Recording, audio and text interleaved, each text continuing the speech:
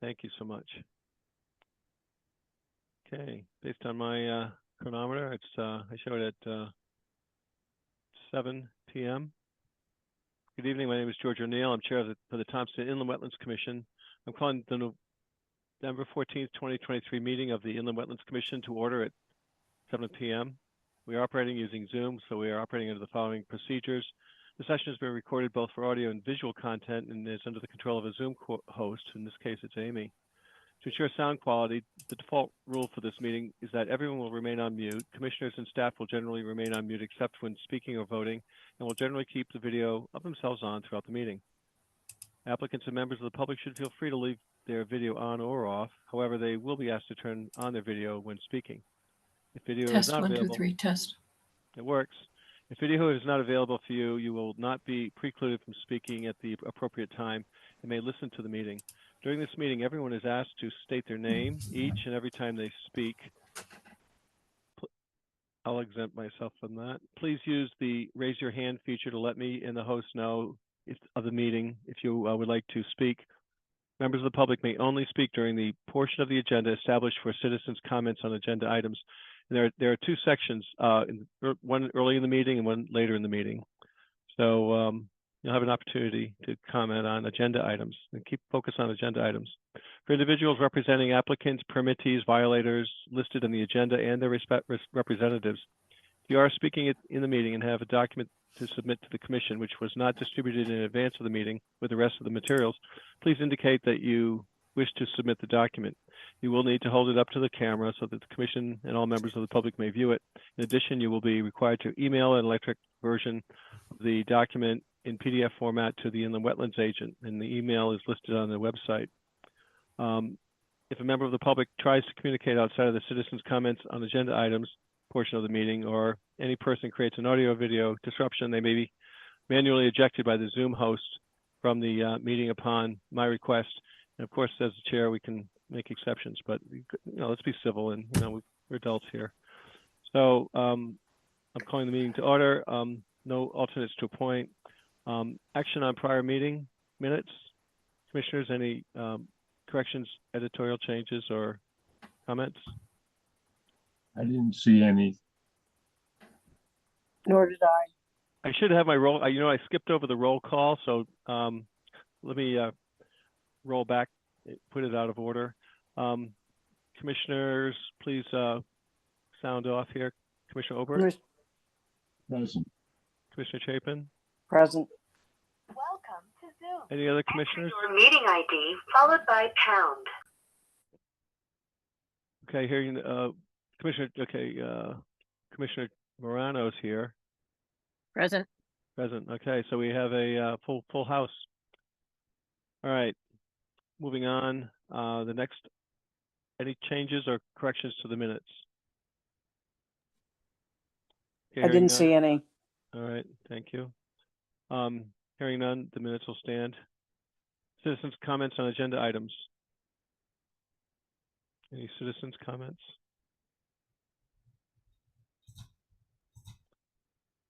Okay, as I mentioned earlier, there will be an opportunity at the end of the meeting toward the end to comment as well. It's Valerie Clark. Can you hear me? I'm sorry, Ms. Clark, I didn't see your hand there. Yes. So, yep. When I was looking for the agenda for tonight's meeting, I saw that there was a special meeting that was not on the town calendar, that the notice was for tonight or today. It was very confusing, and I did not receive a notification on it, and I'm on notifications for the town calendar. Can somebody talk about that, please? Okay, we'll address it during the meeting. So thank you for bringing it to our attention.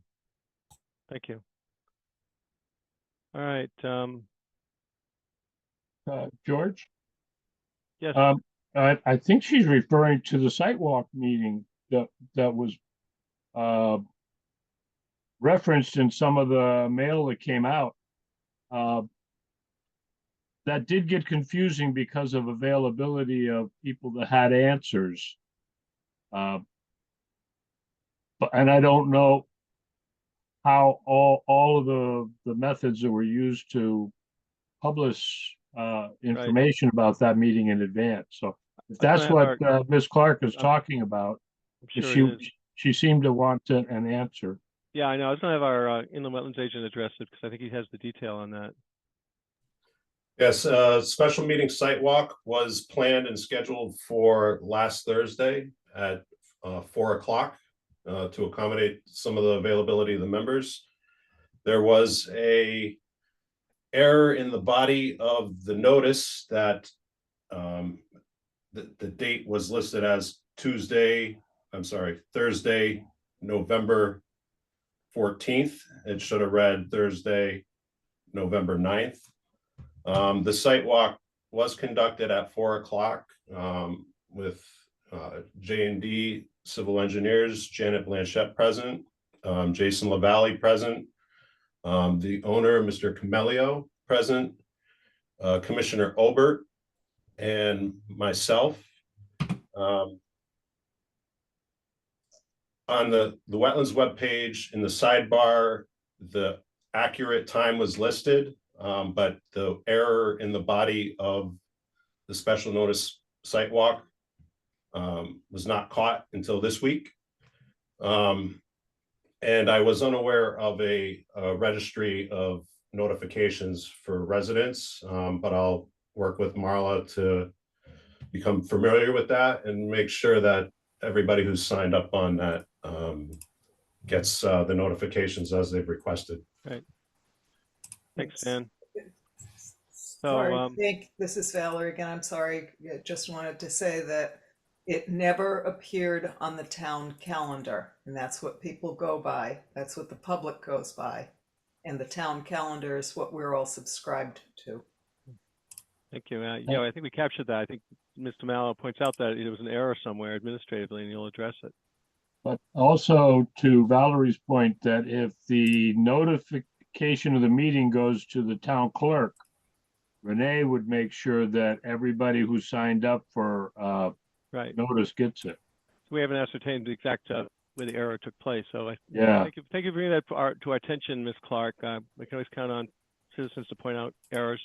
But as you point out, we should get proper notice and we'll have to track it down. So let's move on with the business of the meeting. Are there any other kind of citizens' comments? All right, hearing none. Applications, old applications. We have, okay, let me skip past this agenda. WAA 23018. Gary Rawson, Zero Lodge Road, map 141, block 17, lot 181R. Construct of a single family home within upland review area, received 8/14/23, approved 10/20/23. Legal notice published on 11/3/23, end of appeal period 11/17/23. And according to the notice, we have no further action. Since this was published, Dan, was there any other comments on this, or were we? This one was awaiting NDDH approval and was on ice for a while. And the day after we had our meeting, Mr. Rawson came into the office and presented his approval, and I was able to review it from there. Okay, so no further action required. And as you notice, it's a part of the documents. For those that aren't familiar, this agenda is completely posted on the website, so we can have all 75 pages. Next item is IWA 23024, Eastwood Thompson 49 LLC, 0 Riverside Drive, map 61, block 88, lot 16.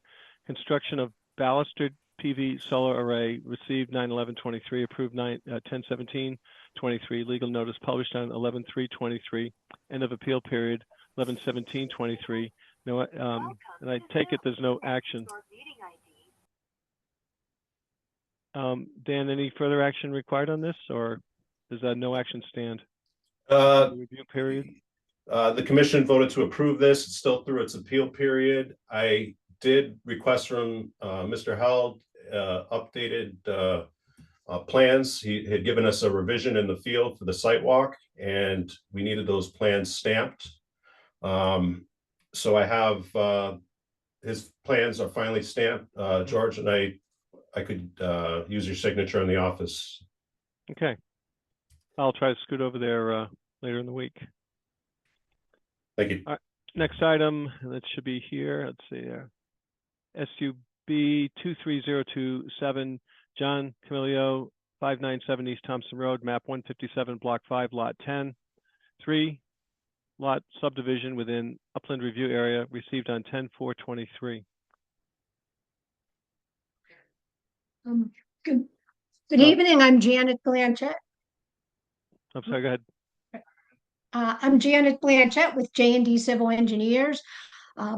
This property has some unusual shape and we have some colored plans. I was thinking if it's possible, I haven't done it for a few years, but I'd like to share my screen so that I could use the little hand and kind of direct people's attention if we're successful. Give it a shot, Ms. Blanchett. Can you guys see that? Yeah, not yet. Hit the have you hit the share screen? Then once you find the screen on your desktop, then you have to select it. Select it, then Okay.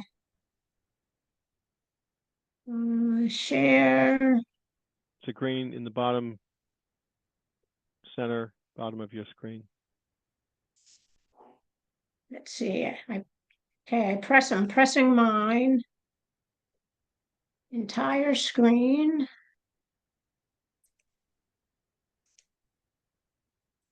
Isn't this in the submission? Or is yours color? Yours is color coded, you're saying? Window. You just pick the window and then hit share and it should come up.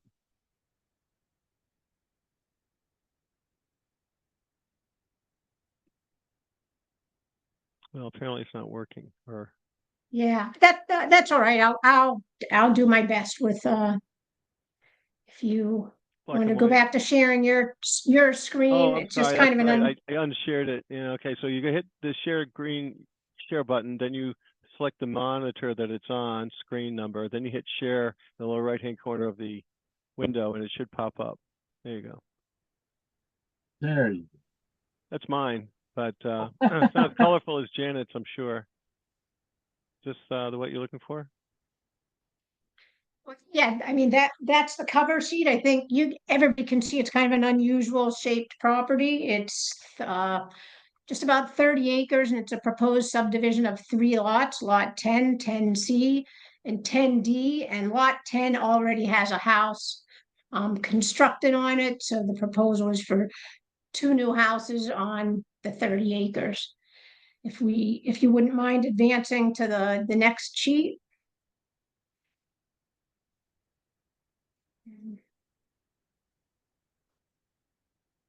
How's that? So yeah, it is nice this month to have the colored map. The kind of the rust hatched area is for shared driveway access and utility easements. The blue is the wetlands, and that includes the 5 Mile River. And kind of the cross-hatched gray area is the new 100-year floodplain that FEMA just came out with in September. So this is basically a kind of a clean sheet. It's just the survey map. It does show the existing house in the bottom left.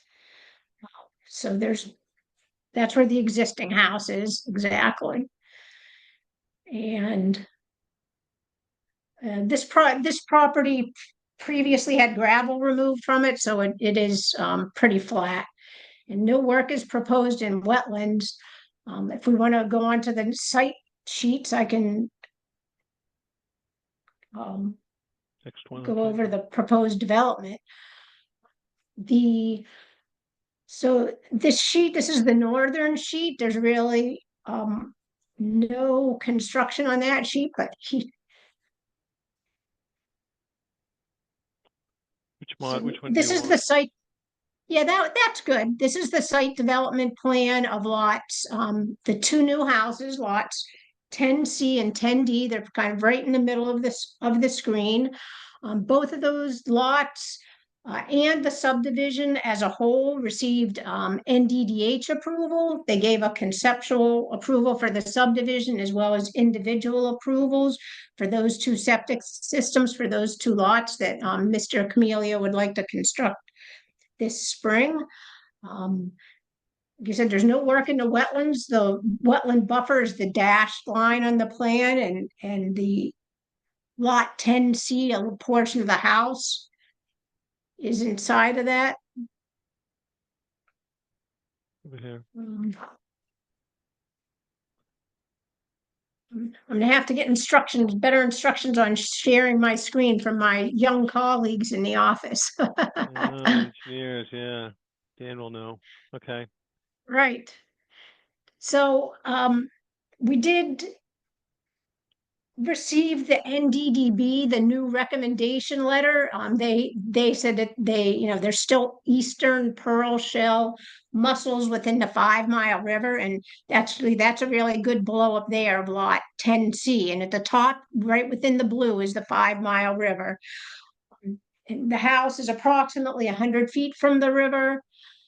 There's also, and I believe that Charlie and Dan can confirm that that stone wall that you see between the river and the house, as we observed in our site walk, it's really almost like a dam or an earthen berm. So it will really prevent any kind of, if there's any sediment during construction, like it won't make it into the wetlands or the river because that stone wall that separates them is really like built up with soil. And the other thing that the NDDB said that there is an endangered sedge and a rice grass. Those are upland grass species that could be present somewhere on the site. Nobody knows if they are, but they could be present, and they're present in disturbed areas. So that was another species. But There's a letter. yeah, you can see a variable sedge, slender mountain, rice grass. It goes on in detail here. Pearl shell. So one of the things about this application, which I think should address the commission's concerns as well as anybody from NDDB, is that this site is almost 30 acres in size and only 2 new houses are going to be added. That's less than 0.12 acres of impervious area. And the riparian corridor, I did some area calculations. If you take the 5 Mile River as it flows through the site and you extend a boundary 100 feet either side of that river, that's like 7 acres in size of a 200-foot riparian corridor surrounding the river through the site. And the proposed disturbance on this project within 100 feet of the river is only 0.16 acres for the whole project. So virtually, the riparian corridor width of about 200 feet along the 5 Mile River is, going to be maintained intact because there's only 2 houses proposed. Okay. I think there's a question. So we Commissioner do. Morano, do you have a question for Ms. Blanchett? Yes, I do. I think you explained that the hatched area is an upland review that is has been imposed by another agency. Is that what you said, Janet? The hatched area is the area within the new flood zone A that FEMA mapped, and the whole town has new flood maps. You're probably aware of that. Beginning effective in September, the entire Windham County was granted new flood maps. They're much more accurate than the old ones because they take advantage of new flood studies, new LIDAR topography. So like the X's, where it's an X hatch or little squares, I guess I should say, that's areas within the 100-year floodplain. The Now- diagonal patches are easement. Has there been any talk of doing a conservation easement on any of this? I'm thinking more of lot 10D where with its proximity to the 5 Mile River. I don't think the owner is interested in that because where he's going to be constructing his house. If we can go to the lot 10D, Right. Let me find the right one here. Hold Um, on. Is that it and here? Here it is. I think This is it. this Yeah. one, and you can see how much area like he's not even going to disturb. If we keep advancing on another couple sheets, you'll see the limit of disturbance, and it's far outside the flood zone. So he's not, it's in effect going to be conserved because he's not proposing to build his house in it. You can see the zigzag line is the area of disturbance. Mhm. But the floodplain is very close to that from the new maps, right? But That's it's right not, here. it's not very, in terms of elevation, the house is several feet above it. The floodplain undulates in and out on the property. So that's So- another thing that's already like kind of like a conservation easement because he wouldn't be able to put any structures or anything or further, uh, inside those areas. Mhm. Thank you. If I may make a point here, Yes, Commissioner I don't Albert, you're- see topo lines on this. My recall when we were standing out there is that there is right where that hand marker is, right in that 450, area. yeah. That there's a kind of a berm almost, and it may have been left over from the graveling that was done. But all the activity is on the opposite side of the berm from the 100-foot upland review area, especially on that lot.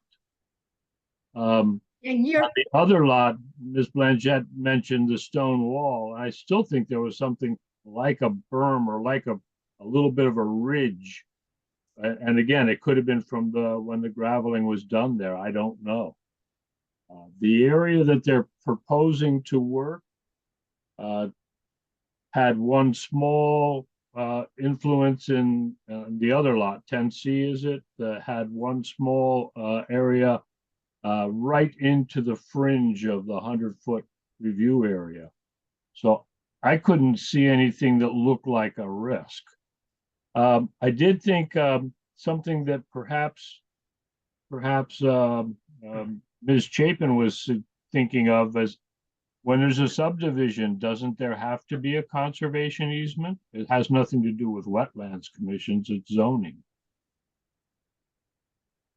it has to do with the number of lots, and this doesn't have, it's 4 or more lots, and this is a 3-lot subdivision. But And what about the but you- location of the endangered flora that was found at that site? I'll speak to that also. This is the National Diversity Database, and they're talking about the 5 Mile River, but they're hitting it like a shotgun. They're not hitting it like a rifle. They're Okay. covering a big area. The exact species, and I didn't remember the rice, mountain rice grass, and the other one.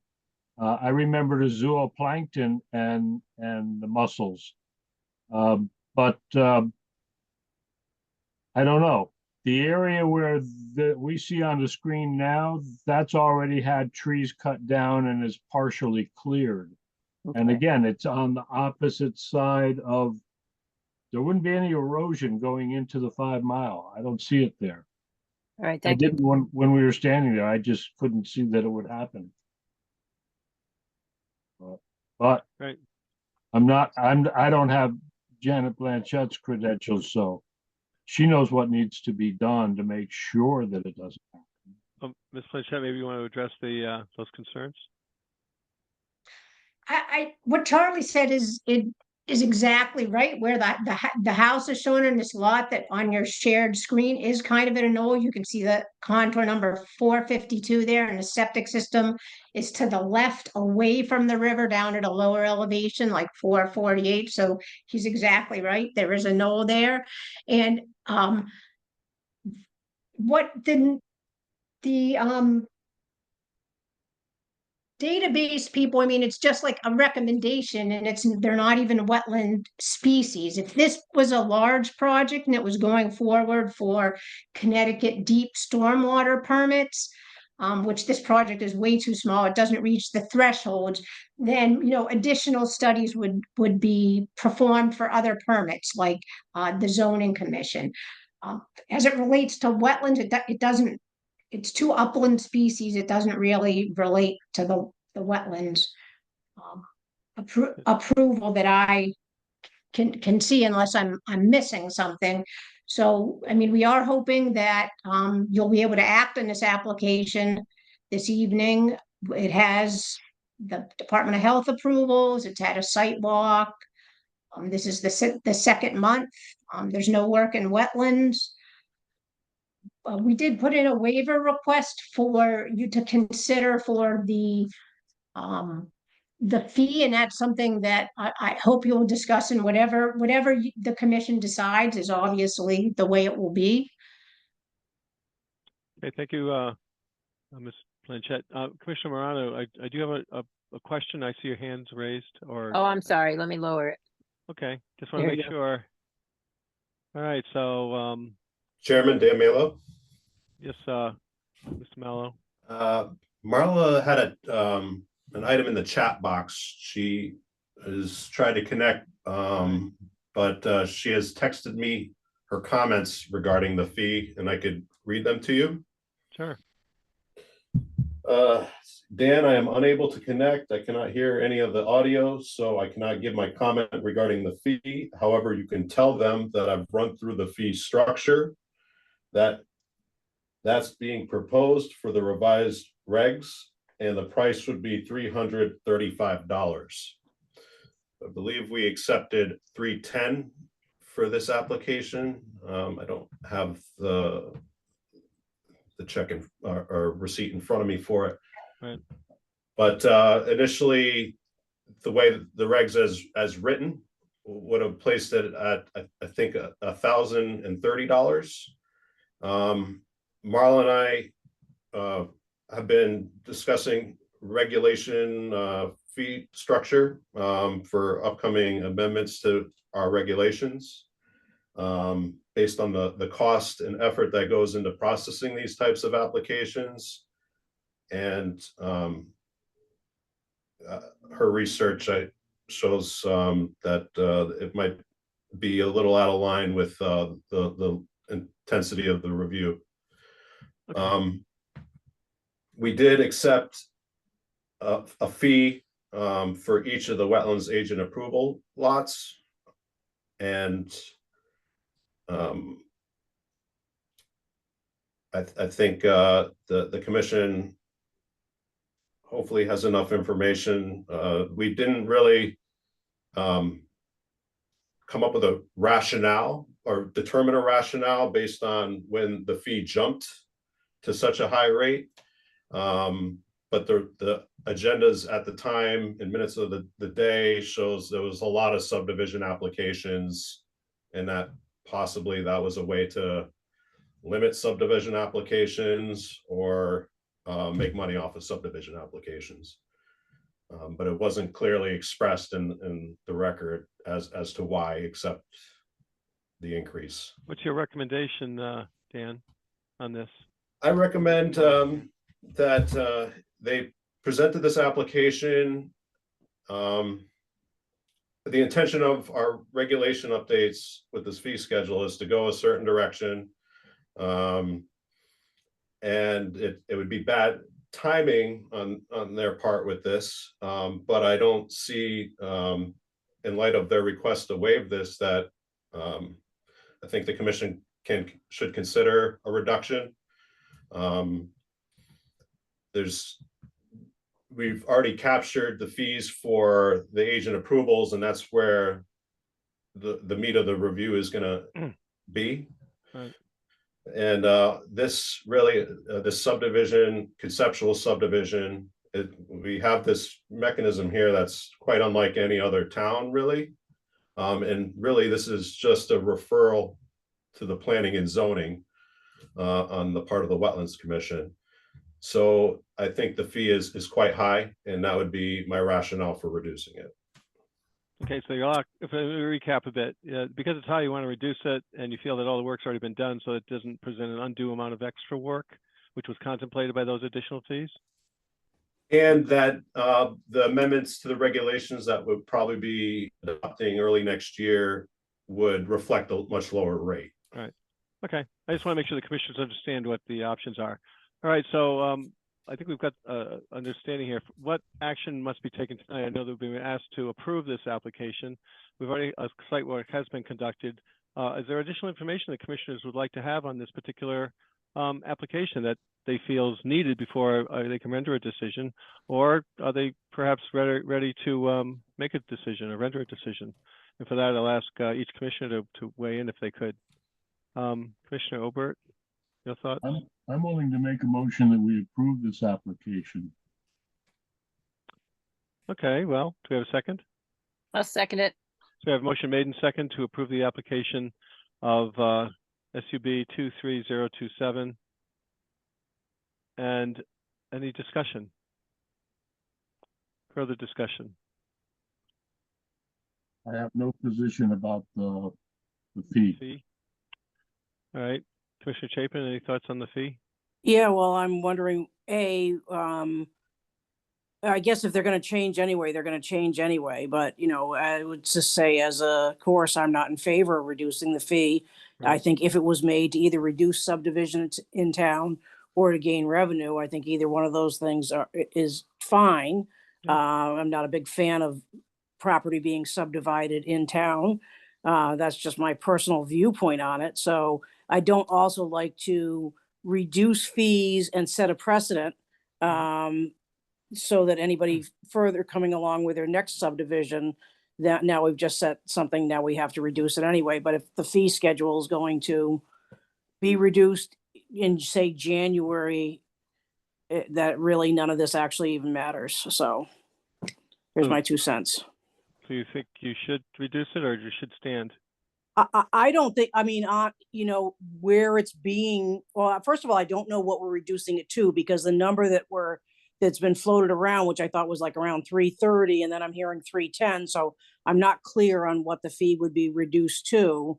But given that, those are my concerns, given that what I'm hearing is we're going to change the fee anyway come January. Well, then, you know, I don't think we should hang one individual out to dry because his timing is bad. Okay. And Commissioner Morano, comments? I believe that the fee issue has been addressed. And I thought it was the fee would be 330 and they've already paid 310. Yeah. If I'm understanding that correctly. That's what I thought. Dan, was that That's correct. all right. So, any other discussion on this or questions, comments? Okay, hearing none, we have a motion to vote on this. But Marla just texted in, it's 335. It should be Okay. changed to. Amount, yeah, 335. It's supposed to be 335. Yeah, so it looks like Well- you're missing about Okay, $25 or 15 bucks or something here. 25. so then do I amend my Motion. motion to say that we should approve this application with the adjustment to the fee structure that reflects what we were going to do in January anyhow? That's what I would do. If that's what you amended, so your motion, you're amending it to approve this application with an amended fee, correct? Yes, All right, so let's have a vote. Commissioner Obert, aye. Commissioner Morano, Aye. Commissioner Chapin, Aye. okay. I would vote as well in favor. So you have a unanimous vote of the commission for approval of your application with the amended fee, or the fee, I should say, it being $235. So you're short a few bucks, but I'm sure you'll work that out. Okay, thank you. We'll drop off that extra $25. Great. All right, moving on to the next item. Let me find it. Advance my schedule here. Oh, there it was. Okay. Item E. Wait a minute. Is this the right sequence? Okay, 4. These are 2 together, I take it. We've got WAA 23028, John Camilio, 597 East Thompson Road, map 154, block 5, lot 10C. New house within upland review area received on 10/4/23. And should these both be read together, or are they distinct?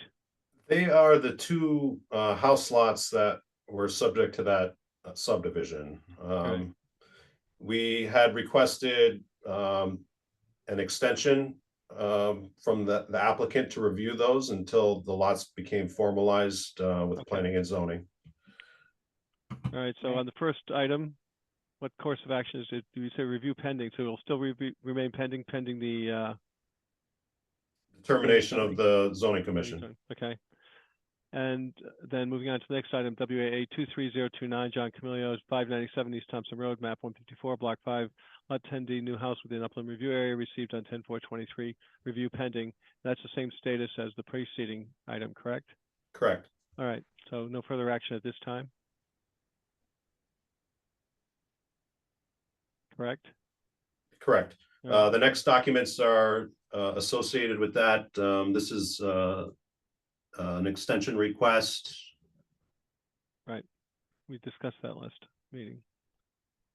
And November 1st. All right. How about old applications? We're on This- to uh, WAA 23030, Joseph and Diane Bisblick. I cannot get this right. 76 Jersey Lane, map 116, block. Is that 10 or X? Lot J through Z. Retaining wall and stairs within upland review area received 10/3/23, approved 10/20/23. Legal notice published on 11/3/23, end of appeal period on 11/17/23, no action required. Anything, we just going to defer this? When does this, when will action will be required on this? Dan? So the permit's been issued. There was one question. This was a wetlands agent approval. For the record, it's block X, lot J through Z. X, okay. This had a retaining wall element to it, two stages. Marla and I discussed this in the office, and the key component is whether or not these retaining walls had the potential to fail into wetlands, and not at the size and height that was described, and not in her opinion. And I concur. And otherwise, that we did talk this application through a bit at the last meeting. We did, right. So I was, They're both here, and we had photos of it and everything, yeah, with the setback and the rest of it. so I was able to review and approve and publish the legal notification. Its appeal period is through the end of the week. Great, thank you. Move on to the next item.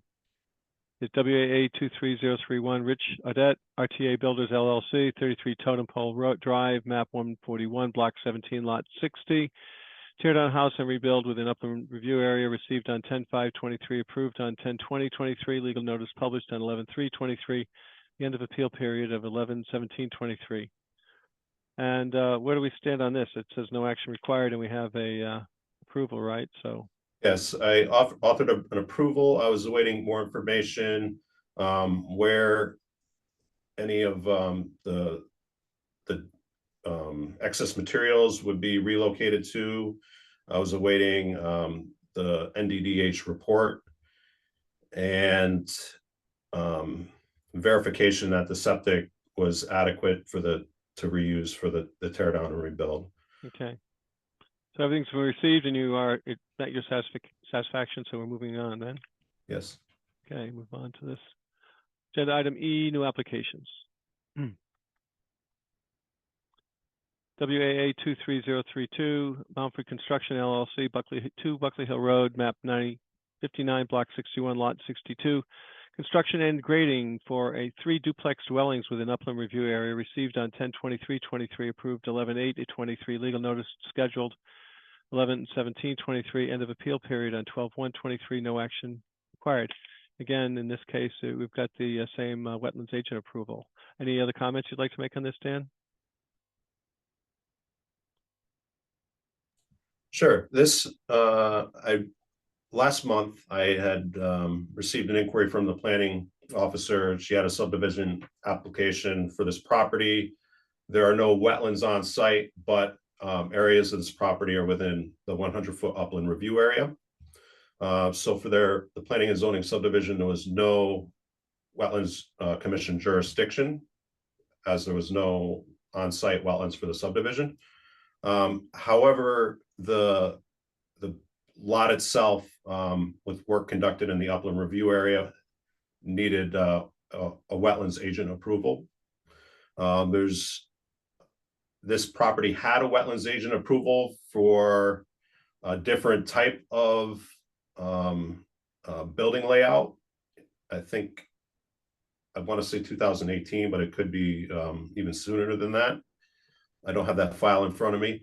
That permit was not transferable, as this was a different type of project, but grading and digging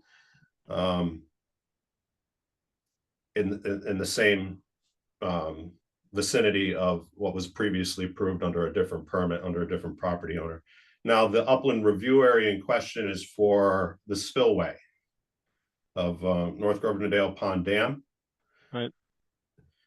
And that spillway does classify in our wetlands regulation and state definition of a wetlands that's regulated by the commission. So even though it's not in a natural state or a high functioning type of wetlands, this had it still was an upland review area on this property. So I do have substantial plans and a drainage report, engineered plans for this site, and it was a very easy and efficient review. It's pretty matter of fact. Okay. Thank you. You're welcome. Okay, next item is WAA 23033, Jane Kuhar, 0 Arrowhead Drive, map 141, block 17, lot 132. Construction of single-family home with upland review area received on 10/30/23, and this is under review. What do you have for the Kuhars? So there we have a letter from Daniel Blanchette of J&D Engineering. These are two adjacent property owners. You'll have two separate applications here. Both of them use the same site plan. They have combined 4 lots into 2 lots. So they were small lots near Aquatic Lake on the west side of Aquatic Lake on Arrowhead Drive. I believe we'll see the lot numbers referenced in. So yeah, 135 and 134 were consolidated, and 133 and 132 were made to one lot. And they would like to build single family homes in these locations. As you get further east on this drawing, the town has some conservation easement properties. I believe the road turns into Hiawatha. So Margaret Washburn, I believe, did the delineation. That's who we have.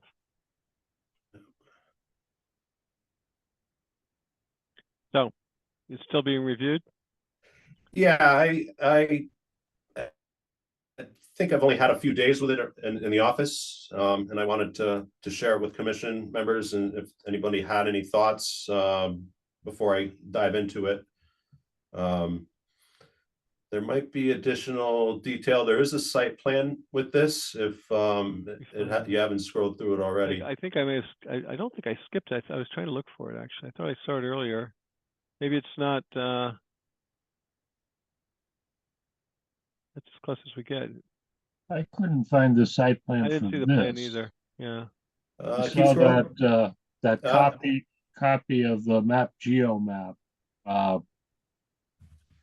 I'd kind of like to go out and look at that area. I was out there, there was something with stormwater running improperly in that area. And Marla and I went out and looked at it. I think it's because is that Brandy Hill on the side? I think because when they repaved when they repaved Brandy Hill, there was some, runoff issues on that area. And I remember that being wooded. I remember somebody was dumping tires over there, but Yes, that's my recollection, area for dumping. Charlie, Yeah. we can, coordinate to go out there. I I know I do have a site plan from J&D Civil Engineers, with this property, and, I can, share it with members. I don't see it in my Zoom documents, but I don't know why it's missing there. But I can make sure to get that around to members, to weigh in on it, and Charlie and I can, go out to the site and take some pictures and, yeah, we do have pictures. I've taken pictures of these different sites that we went out and looked at if anybody wanted to see them, but I'd go look at that again. So, Dan, do you think, given the proximity, and I put up the map geo to give you a feeling for proximity, is these two particular lots, these four lots pose are they near any particularly sensitive environmental areas? That's a wetlands behind it, George. I can see that it's a stream, yeah. Yeah, and from north, all that area from north of where that site is and to the east, Yeah, that's all. I don't think anybody should ever think of developing in there. It's just too wet, too wild. and it's state property. Is it protected? Is that DEP? state property there? I'm That's not what sure. that's what the property record shows here. And the Yeah. one below that, I'm you sorry. got a straight line and a clear white. Yeah, no, there. Click that one. This one? Yes. That Who's belongs that? to Timothy Beverly. Okay, so it's privately owned. What's that one?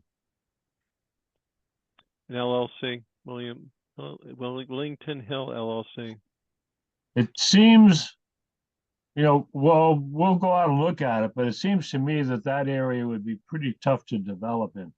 But Look at the topo. It's hilly. nothing increases the value of real estate better than scarcity. So if you got a nice lot in a wooded area, somebody's going to be looking at it. Somebody already owns it. Some LLC already owns it. We go from 430 to 511, so that's quite a pretty steep edge, 35. All right, so I guess you're gonna look into it further. I just threw that in there to clarify. yes, and I'd still like to have it, cross-referenced with the National Diversity Database, because it is, an 5 area of Mile wetlands River. back there. And I would be surprised if this property didn't have a hit on that. And that would be a part of my review, that they've conducted that check with Deep on that. Okay. That's the 5 Mile River. It should be the same report as what we looked at earlier. It's only about a half a mile away from it. All right. Any other questions for Dan on this one? Okay, moving on. You have WAA 23034, Karen Quell, Arrowhead Drive, map 141, block 17, lot 134. Construction of a single-family home within upland review area received on 10/30/23, which is under review as well. We do have a note from Daniel Blanchett.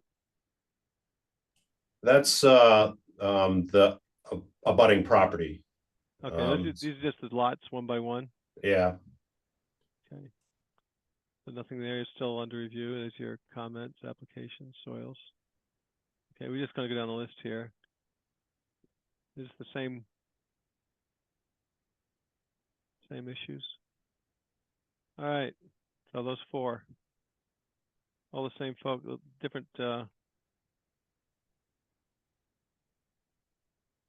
So we've got WAA 23034 is the last one. Now we have applications received after agenda was published. None. None. Okay. Moving on. Permits extensions, none. None this month. Violations and pending enforcement actions. We got VIOL 21036, permit IWA 20022, Mark Bear, 1227 Thompson Road, map 116, block 24, lot 10, grades not as authorized in modified plan approved by commission in 2921. So where does this stand with Mr. Bear?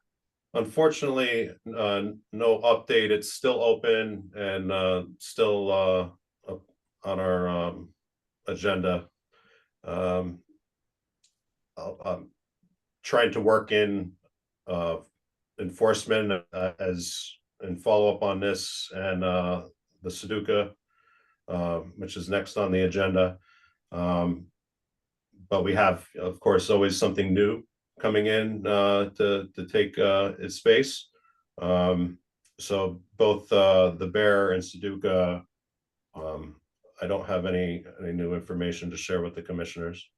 Okay. Have you written to Mr. Bear as to the disposition, or is the deed, is the public record been noted that this is a part of the public record that these are not in conformance with the plans? I think it is part of the public record, but I can discuss with Marla where she, if this has been filed on land records as such. Right, that's what I was checking, yeah. But I do believe, as you suggested, that a letter to Mr. Bear to figure out or determine, you know, what his intentions are here with this outstanding violation. I know the property's been on the market, but if it's going to be on the market, that we want this violation on the record. Right.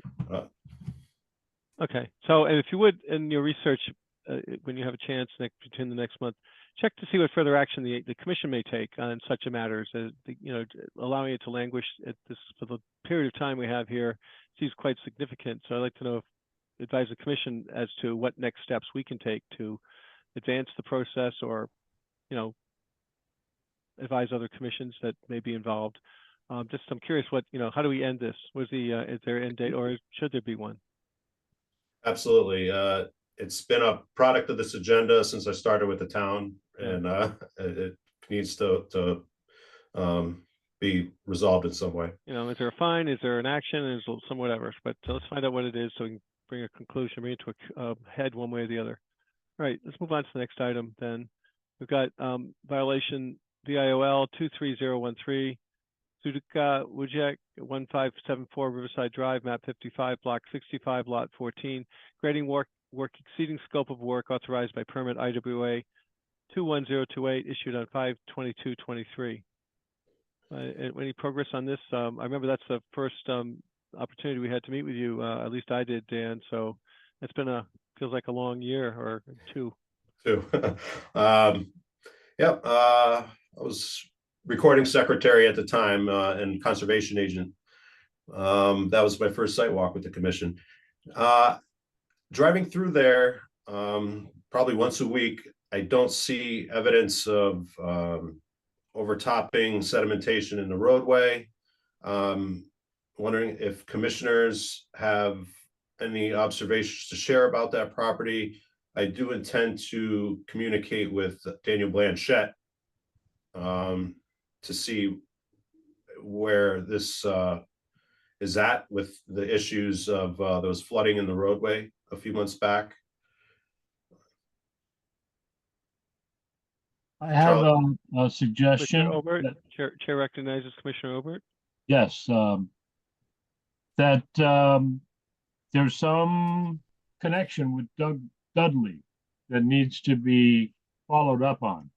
It has to do with water. Some of the water comes out of Dudley and into this area, and it's poorly documented. So would like very much to at least see that into our files and available for our references and records. Okay, I do have access to Marla's email record, And then I could do a search for correspondence. I know Dudley had an interim agent That for was some the period issue. of time. Yeah. That was the issue. So we need to either get that person to cooperate and do it anyway, or we have to find out who's replacing them. Or somebody at the state. Massachusetts has really good agents out at the state level. For other things, for trails. Thank you for the lead to follow.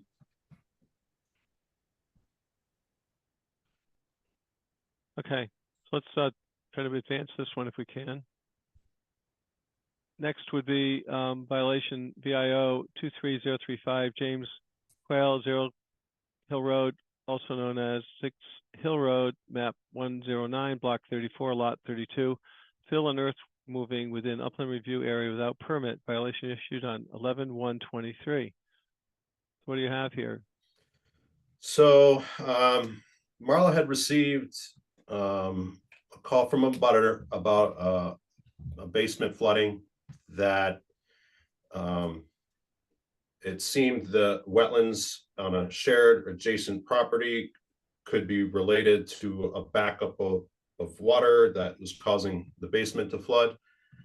It's difficult to ascertain if that's the cause, but there was an issue that there was wetlands delineated for the abutting property, and that work occurred on 0 Hill Road within 100 foot of that delineated wetlands. So I authored this letter picking up where Marla left off to ask Mr. Quayle his plan and timeline for remediation.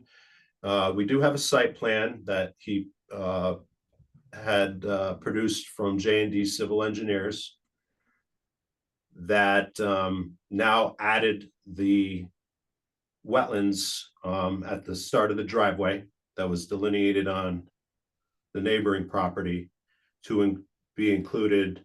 The delineation is now included on his driveway. And that's represented by a hash line. And roughly where, let me see here, where the words 50-foot right-of-way in favor of lot 32F are on this plan, that there was stone fill placed in this area to access the rear of the property, to bolster up the driveway.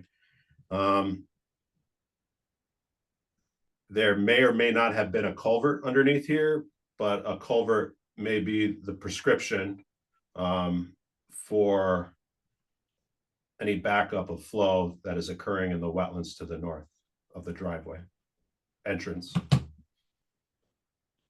And I believe we have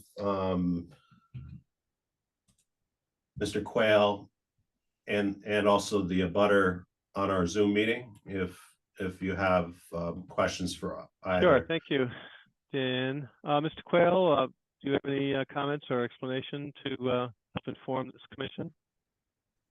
Yep, so I had put down tailings as a stone base for my driveway, getting heavy equipment in and out last winter. There was no existing drainage or culvert there at all. My site plan did not show any wetlands delineated at that time. It was J&D that did the plan back in 1999. It was just missed, so I guess that he's gone back and added it now, which is why I'd sent that in.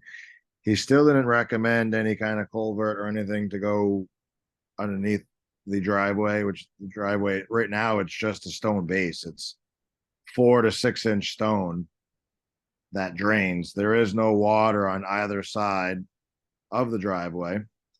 The house that complained is up on a hill above the driveway. That house plan did show footing drains that would daylight onto what is now my property, but I've walked it, Marla walked it. I have never seen any drains over there daylighting. That could be his issue. We did get 12 3/4 inches of rain in July when he was having his issues. I do not believe it's related to the property at all. I don't know what actions that anybody would like me to take. I was kind of referring back to J&D. They were the ones who did the site plan for me. Okay, thank you for that clarification. Is your representative here as well, or from J&D, or? I don't believe so. I think so, no. No, Okay, well- Dan had asked me to just send it to Dan Malo before this meeting, which I did last week, I believe. Okay, well, thank you for that. So Dan, what are the next steps? What's your recommendation for the commission, if any, that we have to take?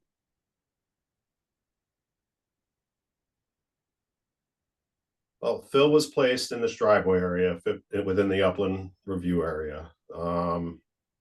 It could be a matter that is, we receive a permit application. This would be a wetlands agent approval type of application. It's difficult to say. I mean, I don't have the engineering knowledge to know if any of that wetlands drains across the driveway. So maybe some supplement, even I don't want to cost anybody money, but we would need more information potentially from J&D, Right. About what the hydrology of that is. Okay. So if I understand correctly, the request is for Mr. Quirrell to make a recommendation to from his engineer or someone else that is qualified to how this should be addressed, whether a drain is required, or if not, what other mitigants may be needed to address the activities in the wetlands, and or provide a application for that activity. Is that basically it? Yes, I need some expert opinion on to clarify if water should be traveling through there. Right. It's Commissioner, go ahead, Commissioner Diane. Chapin. Yes, Commissioner. I'm just like trying to look at the big picture here. And what if it is not his driveway that's causing this issue? Yeah. And it is the fact that we got 12% of rain, then I don't understand why we'd be bringing a citizen in to say, apply for a permit on a site plan that you had that showed no wetlands after the fact. If indeed I'm not saying it shouldn't be looked into more, but Yeah. he may not be the culprit. I think we should bear Sure. that in mind. Sure. It may not be the culprit of the issues to the north, but the filling activity did occur within 100 foot of regulated wetlands, which makes it a matter of jurisdiction for the agency. So the house in the back is not yet constructed. I'm not sure what the holdup on the building side is, but Cost. okay. The whole build was put off because of cost. Which, to what Diane was saying, I really didn't plan on spending money when I'd already canceled building right now anyhow. Okay, I think a preliminary step I could take that I don't think would cost any money is for me to call Daniel Blanchette and ask him his quick thoughts. I don't know if he bills for that. I think if he would have to go out into the field and conduct additional measurements or calculations out in the field, that's where the cost might add up. But if I were issuing a wetlands agent approval for this driveway to fill this area and for this driveway, I would need a permit application, and I would need the information I need to conduct that review. But I'm willing to take the commission's experience and practical nature into how I proceed with this violation. So I welcome your opinion. Great. Commissioner Obert, Chair recognizes Commissioner Obert. Yes, there was a discussion point a moment ago about having Daniel Blanchett provide more information. Right. I believe we've got monies in our budget that will allow for us to bring in somebody to provide that data. And that would not put any undue weight Right. onto the person that owns this property. Sure. But if something about the way that he put rocks in to be able to get heavy equipment across, if that changed the hydrology of the wetlands to wetlands that, you know, it took thousands of years for it to develop, and then we come in with bulldozers and push everything around and wonder why there's a problem. There's problems. But yes, it might be that the neighbor should make sure that their drainage, that their sump pump comes out of the area, and if that's the issue, then maybe Daniel would help us to figure that out too. Yeah, good. Thank you, Commissioner Obert. Other commissioners, I will say where I put the stone in, it was just grass. There was no trees, nothing. It was grass like a field. And I put stone, I was bringing equipment in January back and forth. As you'd imagine, it got soft and muddy. I put stone down as a base. It's tailings, riprap. It's big stone. It's not like gravel or pea stone. Yeah, but I'm not an engineer and I don't know that area well enough to recall it and say, oh, well, yeah, the swamp was over here and the beaver dam was over Right. there. I don't know that area. I'd have to look. I know on the building plans for the house, it does say with the perimeter drains and everything else may still need a sump pump. And I'm 95% sure that house doesn't have a sump pump. And there was never an as-built that was submitted to the town after the home was constructed. That's part of my suggestion about IWC paying for the cost of having the study done, so it's in our files. That's certainly thank you, Commissioner Obert. That's certainly a possibility. Any other commissioners have any thoughts or recommendations or observations on this matter? I'm trying to figure out exactly where it is on Hill Road. Yeah, is this the area? Is this the road or this the area? I put up the section. That's here. a right. That's a This shared area here? driveway. That's the right away. So where the Jehovah's Witnesses, right on Putnam, right on the Putnam line, We're on this Okay. map. straight Oh, across. all right. the I know is where you the are now. driveway. Thank you. Orientation. Okay. So, all right, Commissioner Chapin, any comments? You already did weigh in a bit, I guess. It strikes me that we need additional information in order to advance the process. My feeling is that we should have Dan find out how we can fund it, what's necessary, even may perhaps take a look at this, and then come back to us with a recommendation. Do we need a engineering assessment? Is what is available already that's already been done? Can that answer the question? And if additional work is necessary, then look at possible ways of funding it, whether it's to the landowner or to other sources, rather than doing it on the fly here. That's that would be my initial feeling on this matter. But commissioners, do you disagree or not? Commissioner Obert? Yeah, I think that Diane Chapin would know within a moment or three that we do have money available to pay for it. You're right, we need that information. Yeah. And it's something that if we've got those monies, we should Right. But get it If we, done get, right. if we get it done without paying for it, that's another thing too. And if it's available, can be Ooh. volunteered by credible sources, that's another source too, right? That's It seems true. prudent. What? It seems prudent to do that. Prudent. Yeah, let's check out the alternatives. Let's identify the alternatives. Then next meeting have Dan recommend a course, unless it can do it sooner. And you know, if funding is necessary, then we can discuss that. But you know, obviously you've got a wetland that's has material, there's activity within that's a regulated activity and that needs to be addressed. So from Mr. Quayle's comments, it doesn't strike us that there was awareness of this at the time, that it was aware that it was in the wetlands area, but 100-foot up review, but clearly we do now. And in Connecticut, the soils are what govern what constitutes a wetland. So let's change it. All right, so Dan, if you would do that and get back to us as to, what is it, where is it, how much it's going to cost, and who can provide the information, that'd be helpful. All right? Okay.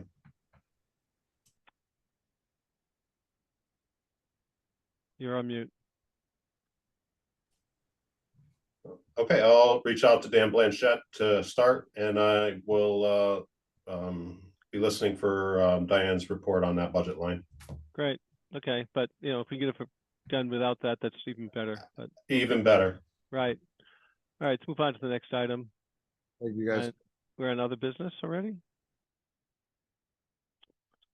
Yeah, we are. Any other business?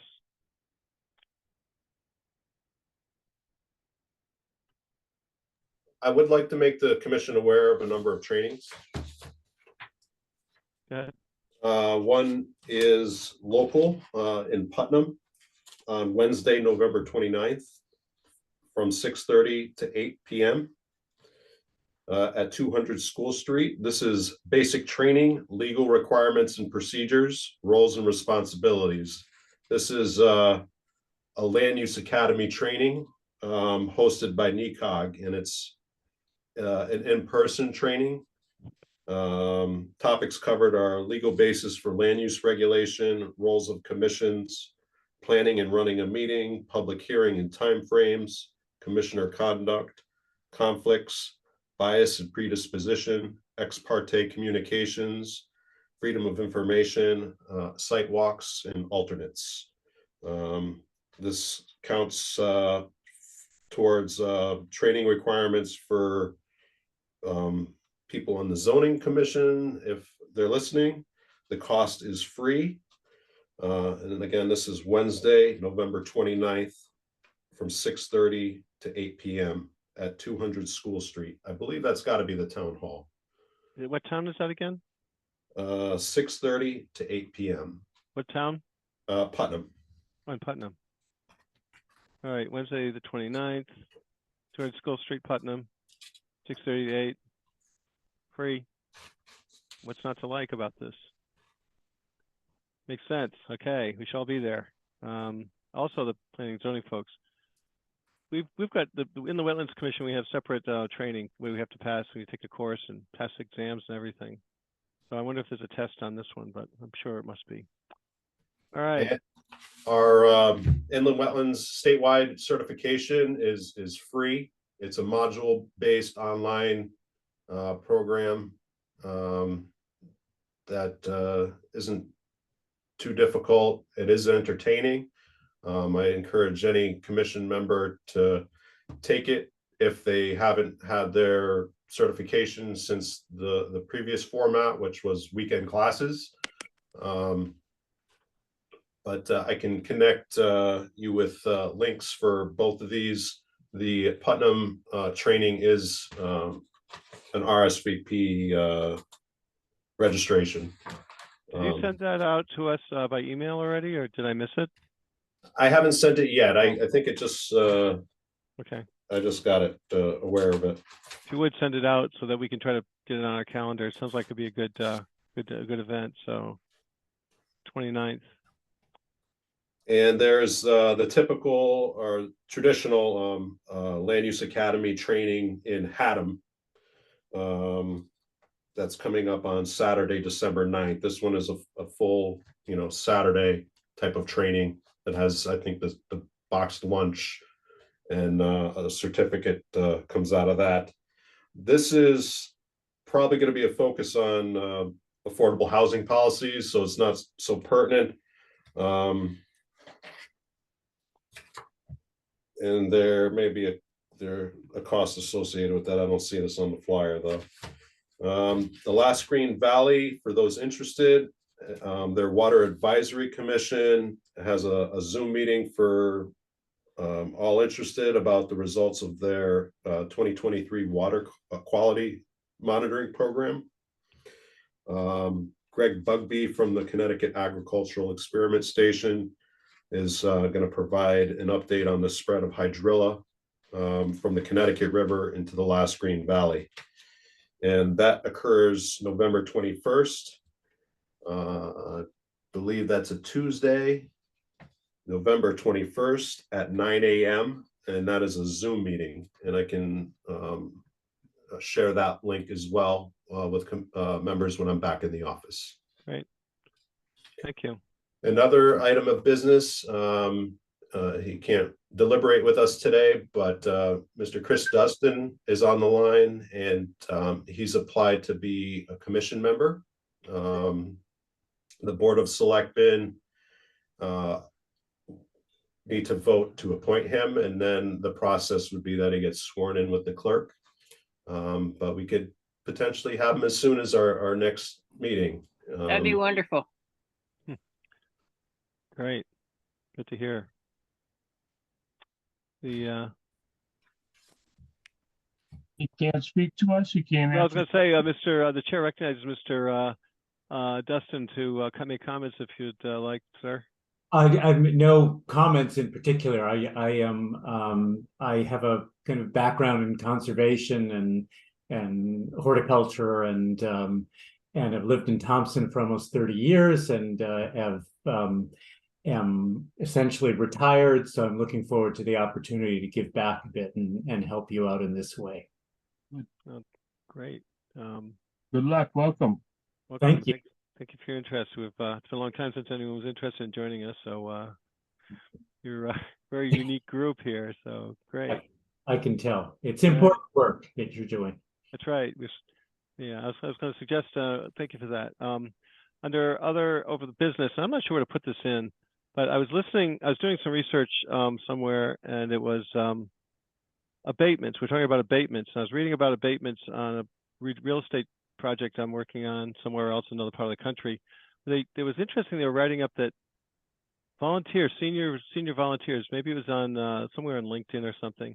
It's volunteer seniors that do public service received abatement, tax abatement in their towns.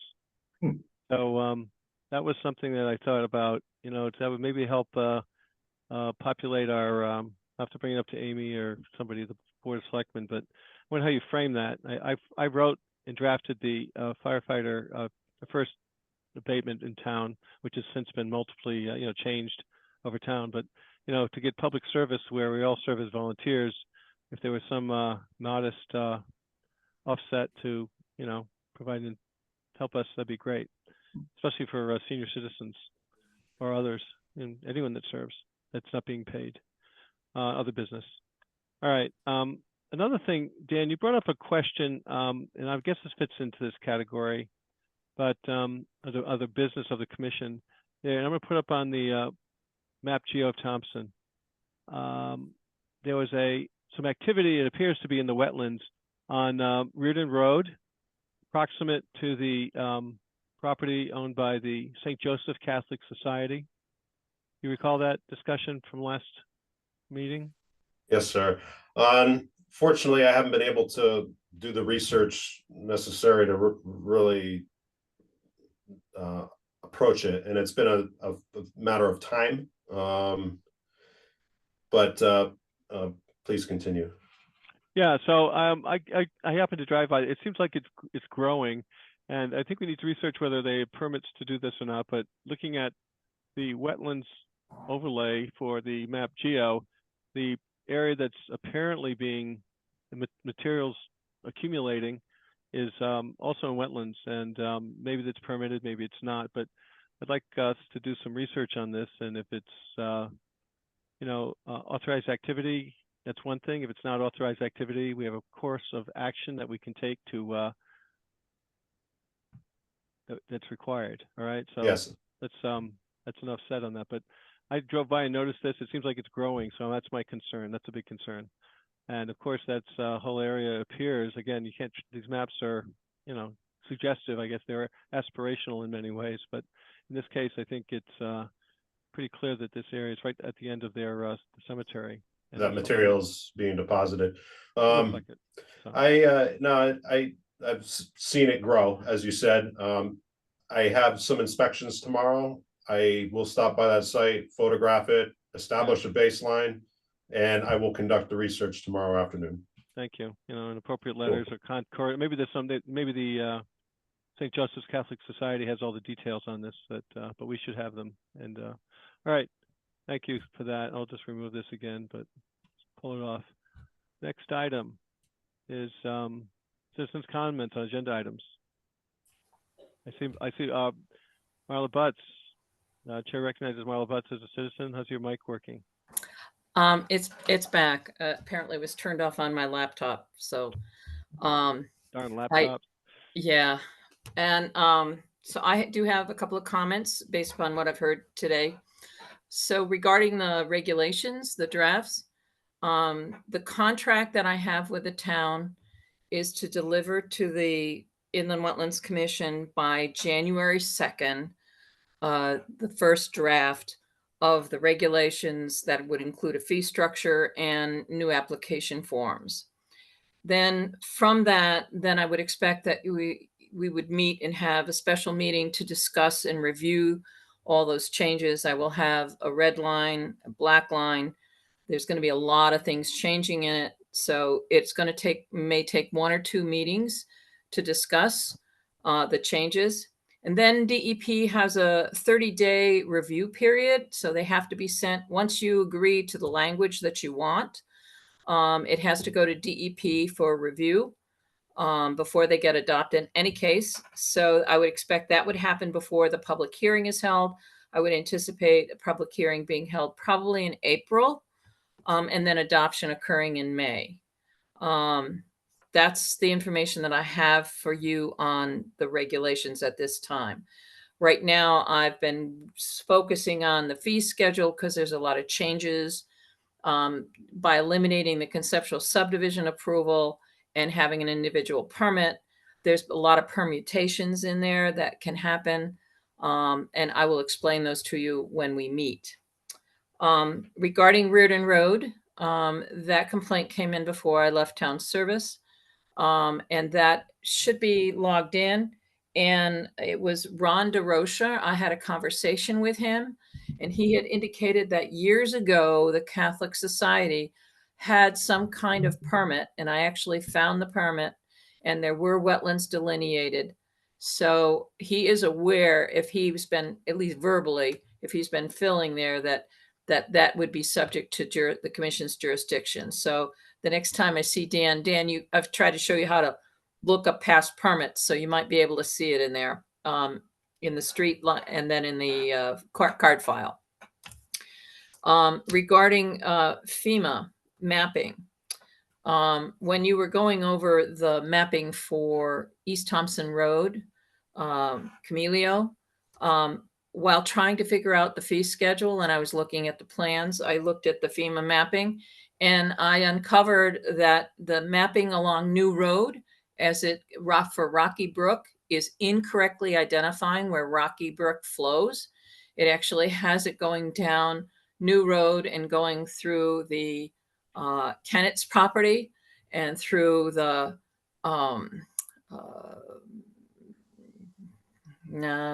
name's escaping me, through several of the other properties.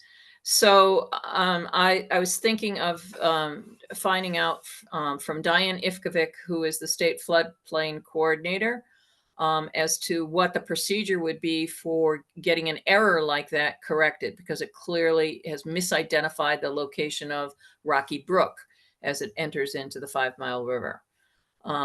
These maps are actually, because they were in the control, the application process is through the building office. I had told Donna Hall before I left that I had downloaded all the maps that I provided them to her on a thumb drive so that she could load them up onto her website. There is probably no problem in the Wetlands Commission loading it up onto its website, since it's the agency of appeal, but that probably needs to be decision needs to be made by somebody other than me. But I would be available to Donna to help her put those on her webpage, or whoever else wants them, because I did download them already. And those are all the comments I have. If you had any questions of me, I'll be happy to answer, but Nope. this Thank is you. the only time that I can really talk to you. Right. Oh, then I'll ask you a question, Marla, Commissioner Chapin. Where is it in the budget you might see that we have money to spend on miscellaneous? Because I'm not seeing that on any of the line items. Professional services. But maybe we Okay, entailed all of it for Marla. That's So- $60. It should have been 600, I thought. I'm sorry, that's affiliation, professional, I'm sorry, 300, there's 300 Right. there. Yeah, so Yeah. that wouldn't be enough to do any engineering services. That's way too little. That Got was it. more or less kept in the budget in case you needed to have a soil scientist do a wetlands delineation on an enforcement case. It's really not designed for doing engineering work. Okay, because I'm not seeing anything. That's why I wanted to ask while Right. you had the opportunity to talk, because Yep. I don't see anything in this that makes me think that there'd be excess money that could come out of the inland wetlands fund. No, you really Right. don't. Thank you. And I was being unnecessarily naive about the cost that Daniel Blanchett would charge. Right. He did survey the whole property though, so he knows So, the history Let's of make it. this citizens' comments, if we could, gentlemen, ladies and gentlemen, okay? So, that's it. That's all I Yeah. have. thank you. I see we have other citizens. Miss Doug G., you have your hand raised? Yeah, this is Doug Gray, live on 131 New Road. Yes, I Mr. abut Gray. Kevin Calabro's property on the 117 New Road.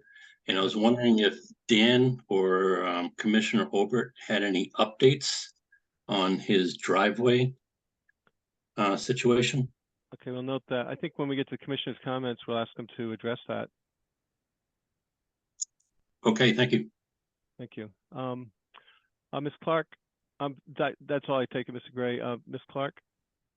Yep, Yeah, Valerie Clark. I don't believe I was asked at the first citizens' comments to stop talking because I was going to be hearing during the meeting the answers to my questions. I don't think I ever heard the answers about why the special meeting was not posted correctly, and what the result is of that, because the by regulation is supposed to be, and I'm not finished talking yet.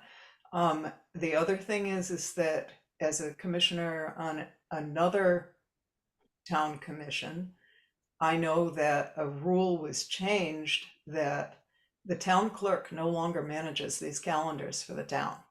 Each commission has to manage the calendar themselves. So, and then lastly is just a comment on an agenda item as a citizen's observation, is that the issue that was reported on Hill Road as a violation, from a citizen's viewpoint, just what was gone over during this meeting that I saw, a citizen who lived on Hill Road had a permit and to have a driveway in 1999, and he was maintaining it, and so now he's in violation, and it just doesn't sit right with me. And it also doesn't sit right that we would expend tax dollars to continue to investigate something that was permitted in 1999. Thank you. Thank you for those comments. Moving on to the next item, we have reports, budget and expenditures. Oh, that's me. Commissioner Chapin, the available budget, this is as July 1st through October 26th, 2023. We have an available budget of $27,158.45, and we have expended 17.1% of our budget. Okay, any questions for Commissioner Chapin? Okay, hearing none.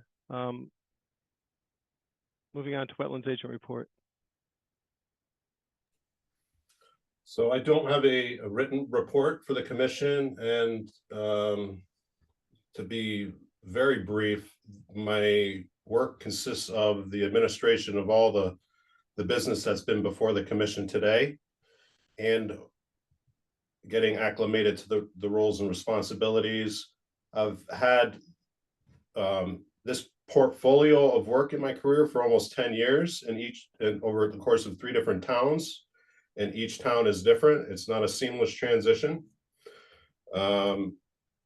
Especially considering that there's been a pinch on the hours in a sense when I was 32, I'm sorry, 32 is altogether budgeted for conservation, which was previously 20 hours a week, and then 12 hours for wetlands, which we were previously operating on 15 hours a week.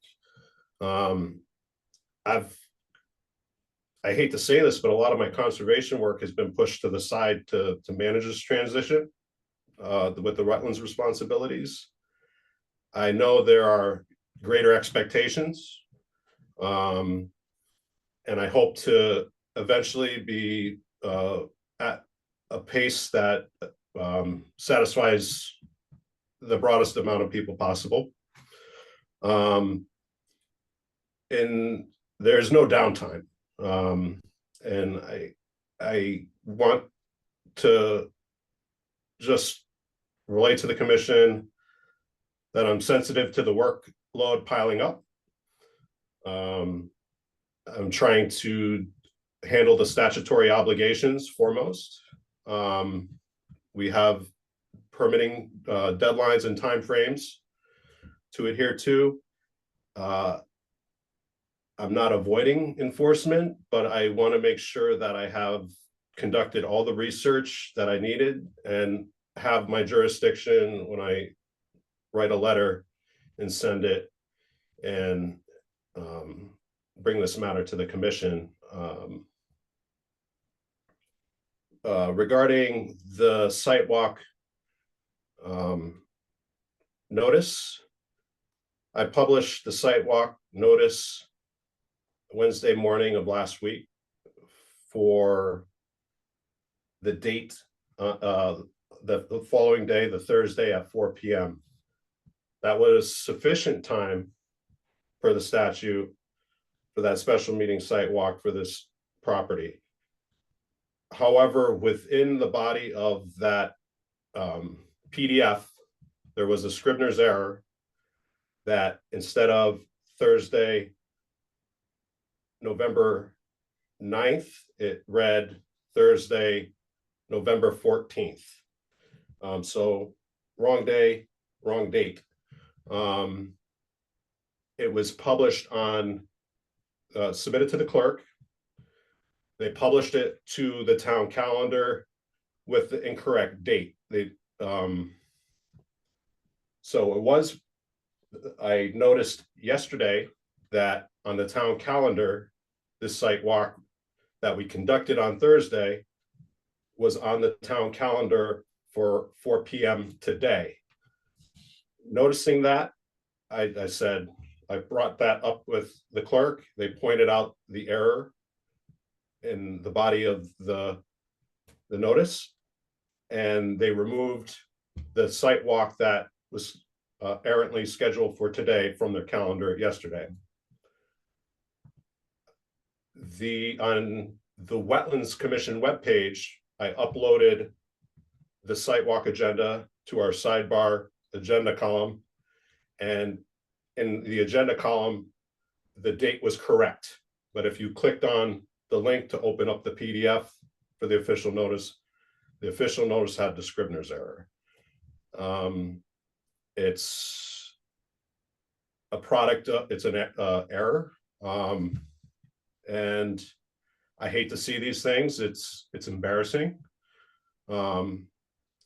Because I would really rather go through these meetings without technical issues and errors that make me look sloppy, but it's the reality of kind of the time crunch I'm under, and I try to perform all my duties as I'm statutorily obligated, especially in terms of proper noticing and deadlines, but I can only admit to this error. Great. Thanks for clarifying that, Dan. I think it's important, and it's always great to have citizens point out errors in And we clarified that, so I think that issue is settled. George, it's Commissioner Chapin. Yes. So I just have a question. Was this, Dan, I mean, I certainly don't want you to feel bad. I think it's, the question is being asked because somebody, Valerie in this case, wasn't aware of a meeting. So an error is an error. I mean, Sure. We find them all the time and nobody likes to find errors, but was this in Marla? Did she always do this, or was this a job of the recording secretary or the chair? I mean, how is this handled in other commissions? Because it sounds like I can only imagine what you have on your plate trying to fill both roles. Is that typically how it's handled, that the actual officer is, or agent is the one who takes care of this?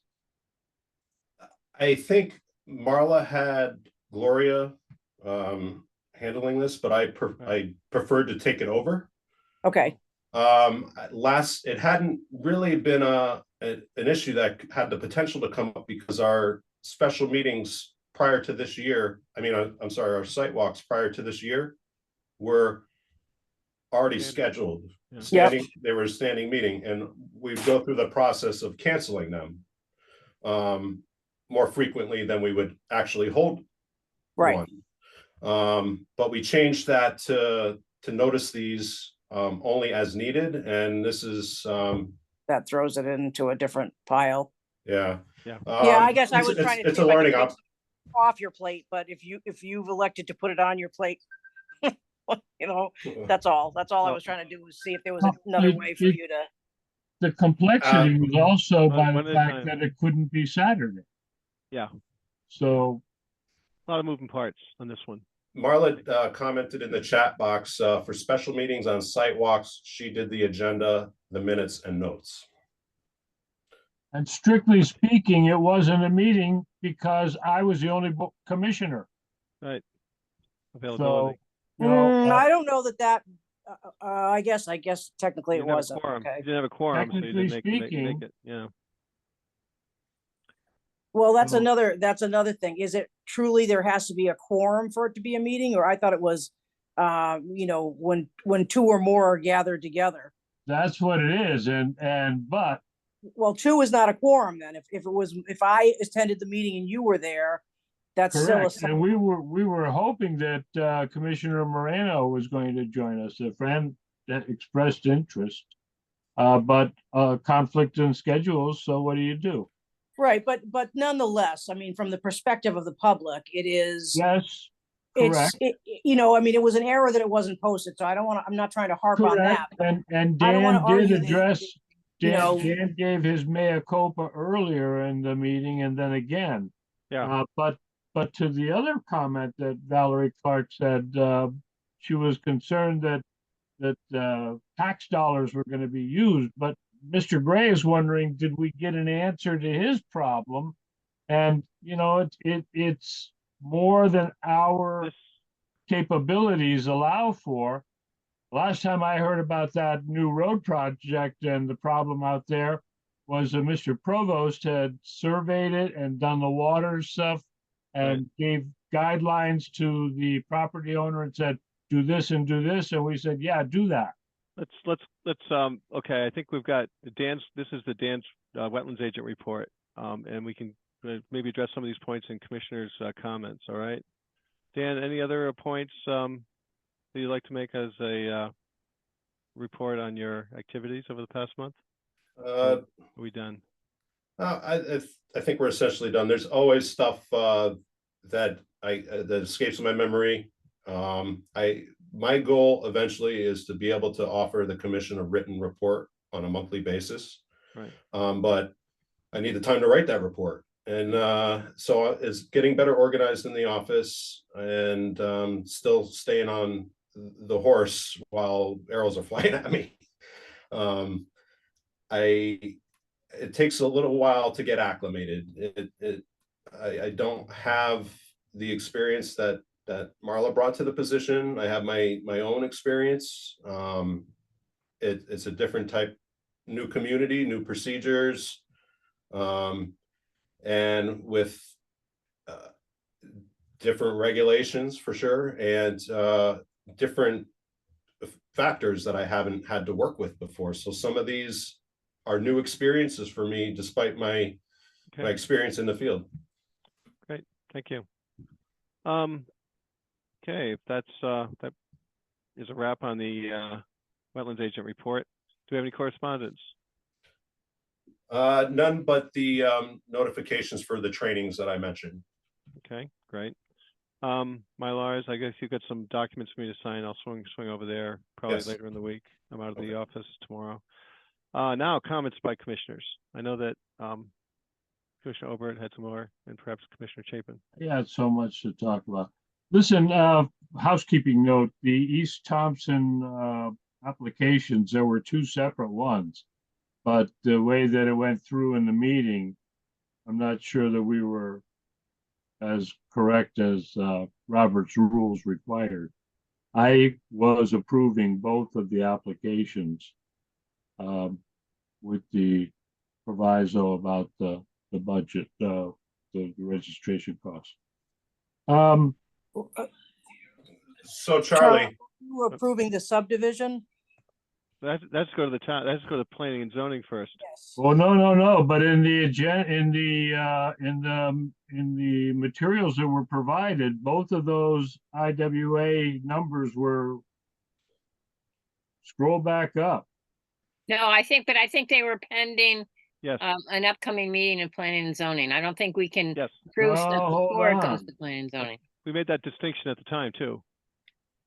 Charlie, Well- there are wetlands agent approval applications, those two, Yes. and I can only What review them numbers are they after. on this thing? I'm scrolling back to find it. WA 23028, I believe. Page number. And I can only review those after they become official lots, and Right. that's through the planning and zoning process. So they're pending review, pending the decision of planning and zoning's subdivision application.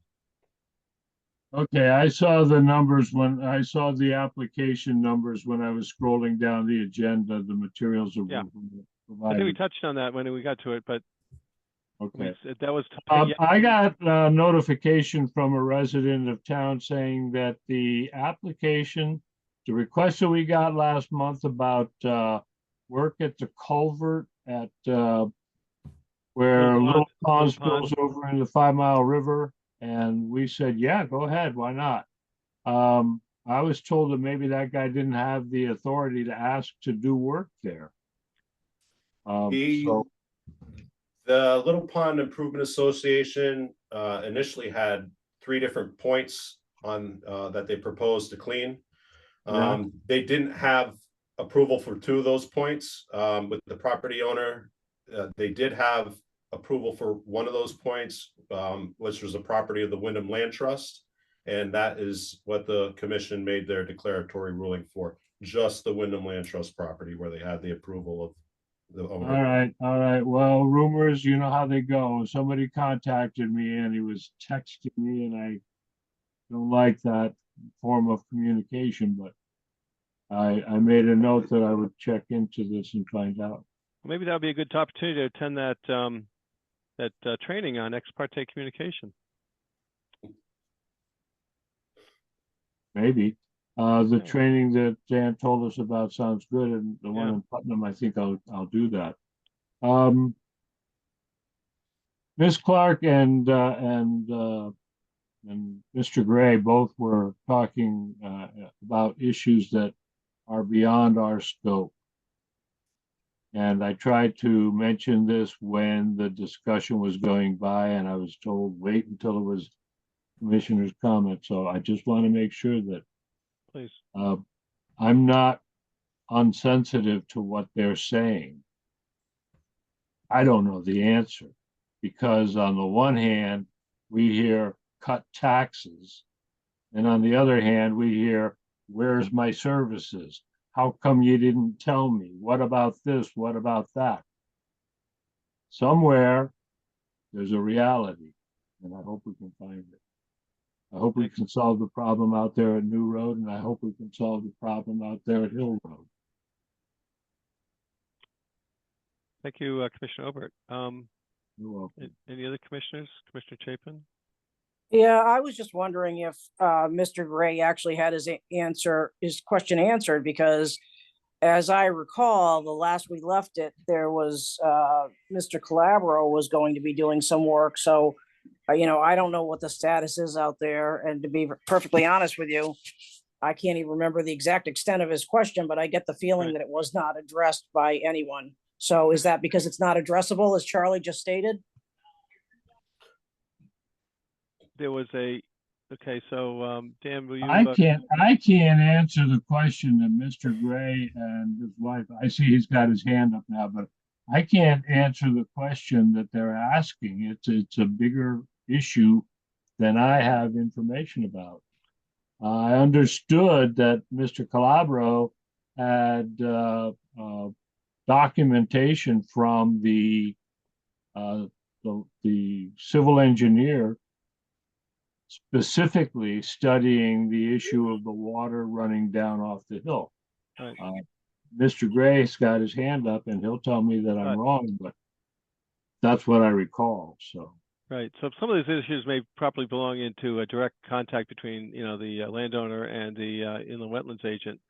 But the issue, as I recall, and we can look at the minutes, had to do with a trench was going to be waterway along the road, along the length of the road, because the grades were appropriate, and that would remedy the matter.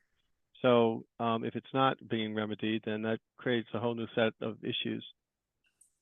And you have- It's Commissioner Chapin. I think I Yeah. just saw Marla come in saying that there needs to be a post-permit inspection for the Calabro Right. property. You beat me to that, because I was going to have Stan to go out and confirm that that was the case, and obviously the next step would be to verify it. Right. Yeah, I happened to drive by there over the weekend and en route somewhere, and I noticed water coming down the side of the road. So I don't know if that's a cleared path or just the natural course of the water flow. But so perhaps we could have Dan take a look at that. But I don't know if we could. That would be a typical call between Mr. Gray and Mr. Mallow as to what needs to be done. And it's Commissioner Chapin still. The other thing is, I don't know if there's been any further correspondence with the state, but we still have the dam issue that is going to take out hundreds of people if it gives way. So I hate to see that get lost for another 6 months.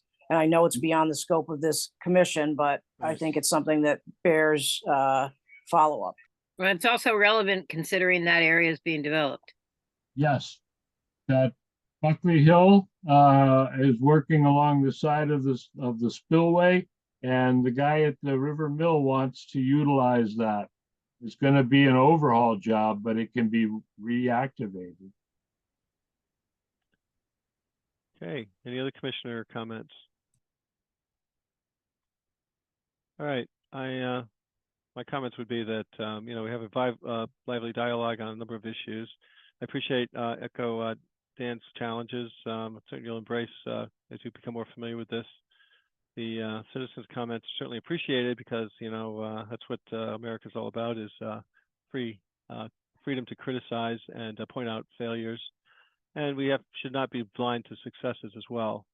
So with that as my final comments, I would recommend that any citizens that have lingering questions, that they direct them to our agent to address any post-permit inspection requirements. And with that, I'll entertain a motion for adjournment. I'll make a motion to adjourn. I'll second it. Okay, all those in favor, say aye. Aye. Aye. Opposed? Hearing none, the meeting is concluded at 8:48 p.m., November 14th, 2023. Thank you so much. Thanks, Have a good George. evening. Bye.